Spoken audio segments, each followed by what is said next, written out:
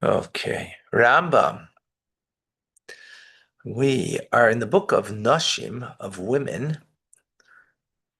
So we did the laws of marriage.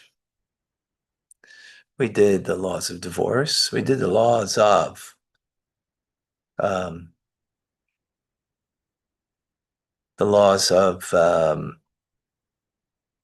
Yivum, the Levirate law, and Chalitza. And actually, yesterday we did the laws of actually rape.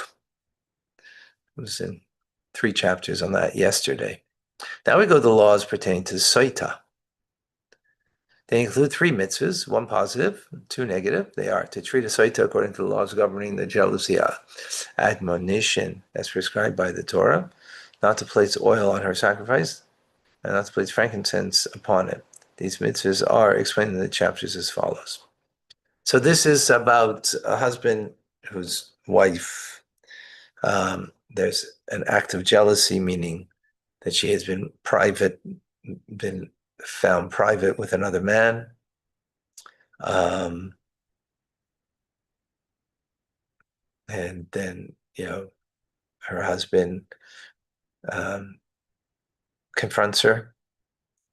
And after that confrontation, she again is found, right? And we're not certain exactly what happened in that privacy. So then she has to bring an offering that has no oil on it, like just mentioned. And through that, it's a process to see from heaven if she is guilty or not. It's a potion that brings upon her. This is completely miraculous because only if she is guilty, she will die from the potion. And if she's not guilty, she will actually have a better life. Um, as the Torah says. But let's get into it. I'm giving stuff away that'll be later. Okay. So halacha number 1, the admonition of jealousy. Right, stated in the Torah. It's actually next week's Torah portion, by the way. And he will adjure his wife means the following. He tells her in the presence of witnesses, do not enter in privacy with this and this man. Right? So you're a little too comfortable with him. So that's the rebuke, right? You're a little too chummy. So says don't. And he said does it in front of witnesses. This applies even to a man under suspicion is her father, her brother, a non-Jew, a servant, a man who is impotent, incapable of having an erection and fathering a child. Even those people. I don't know why the father exactly, but so it is. Like what, I could see with a brother, that there is, you know, been a lot of, there's a lot of trauma in families because of what brothers have done to, you know, little sisters or whatever. Um, I guess father can also be. Yeah, there's too much of that. Yeah, what am I saying? But this is a married woman, right? This is a married woman. Yeah, yet.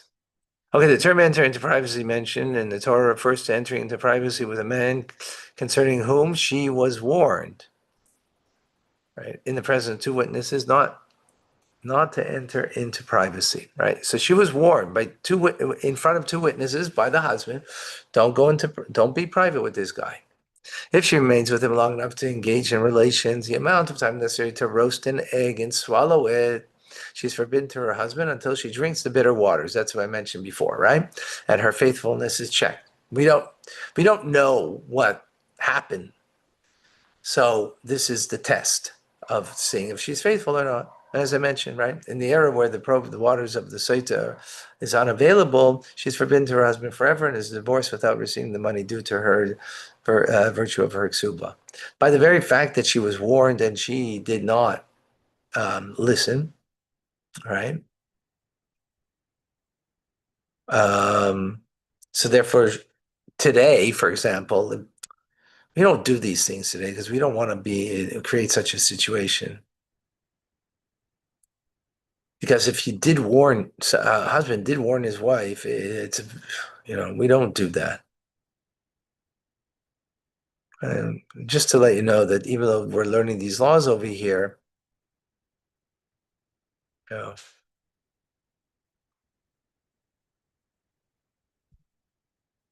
they're living in a different world. So, but in any case, if you were to do it today, so it'd be a problem. Would be a problem. To be explained later. Okay? Yes, we should get together to discuss further. Yes, we should. We will, God willing. Okay, you'll let me know. Yeah, I'll text you.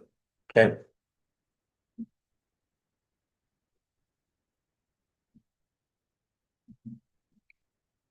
Um, yeah, so today that we don't have those waters, they're not available.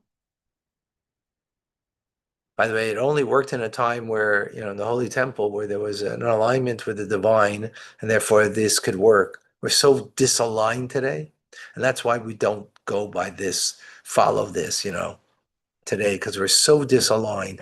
We're so jarred that even if there is, and I've been involved with different stories as a rabbi with people that there wasn't faithfulness. There wasn't, admittedly, even.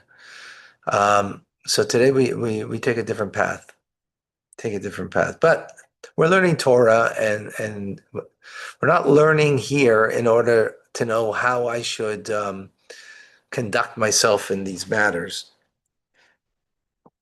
Learning Rambam, and again, just to emphasize that we don't follow this today in in any way.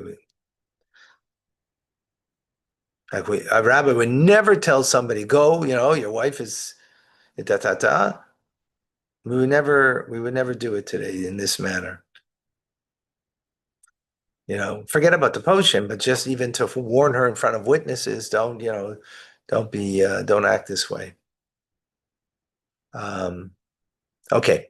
The husband warns his wife with regard to two men at the same time, telling her, do not enter into privacy with so and so and so and so. She's forbidden to her husband until she drinks the waters if she enters into privacy with the two men at the same time and remains there long enough to engage in relations.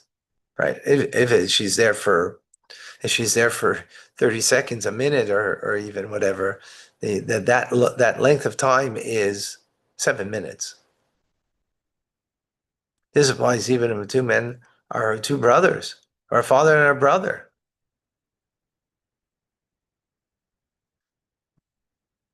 Not clear, as I mentioned before, about the father, but whatever, and especially father and son, like it sounds very highly unlikely something would occur, but this is the law. You need to understand how that becomes part of the law. Okay, if he told her in the presence of the two men, do not speak to so and so, this is not considered to be a warning. Even if she enters into privacy with him in the presence of witnesses and remains there long enough to engage in a relationship, she's not forbidden to her husband, nor can she be required to drink the bitter water because of such a warning, right? Because she wasn't warned properly. The warning is not to be private with this person or persons, right? That's what the warning has to be. Anything else, again, this is only vis-a-vis the law of the Sotah, right? Excuse me. Oh, I need a coffee. Sorry to burden you with that.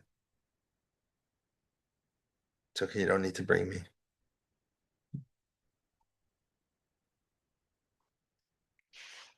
Okay, so if he told her, do not enter privacy with him, and witnesses saw her speaking with him, she's not considered to have entered into privacy. She's not forbidden to her husband, nor can she be required to drink the bitter water. Similarly, if she was not warned at all, and two witnesses came and testified that she entered into privacy with a man and remained long enough to engage in relations, she's not forbidden to her husband, nor can she be required to drink the bitter waters. Okay, I have to stop here. At least we got something done over here. How's everybody doing? Thank you. Doing well. Baruch Hashem. Baruch Hashem. Thank you, Rabbi. And tonight we'll see everybody. You bet. All right. Amazing. All right. Good. See you later. Bye-bye. Thank you.